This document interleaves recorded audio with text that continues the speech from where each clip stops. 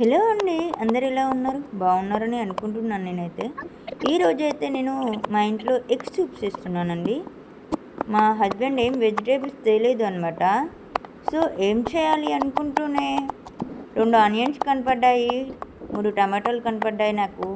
So దాంతో అయితే soup పెట్టేస్తున్నాను. అంతలోపే మా బాబు ఆగమాగం చేయడం స్టార్ట్ చేశారు.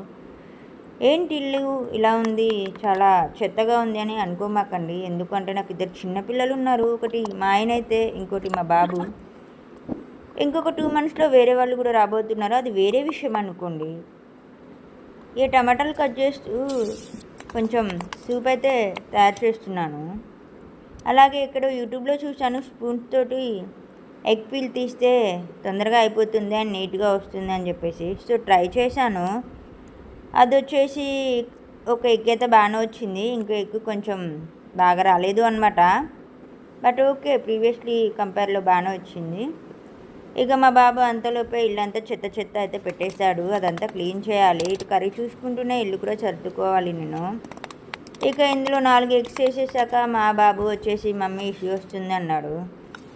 ఇది ఇలానే స్టవ్ మీద పెట్టేసి వాడిని బాత్రూమ్ తీసుకెళ్ళి వచ్చేసరికి ఎగ్ కర్రీ అయితే కొంచెం మాడిపోయింది. అది నేను వీడియోలో చూపించలేదు. ఇక కొంచెం నాకు ఆనియన్స్ చేదు కొడుతున్నాయని చెప్పేసి చూపులాగా చేసుకోవడం కంటే కొంచెం చారులాగా అయితే బాగుంటుంది అని చెప్పేసి వాటర్ ఎక్కువ అయితే యాడ్ చేశాను. అందులోనే మసాలాలు యాడ్ చేసుకొని సూప్ అయితే పెట్టుకున్నాను. ఇక అంతలోనే ఇదంతా చేసుకుంటూ ఇల్లు అయితే మేనేజ్ చేసుకున్నాను. కొంచెం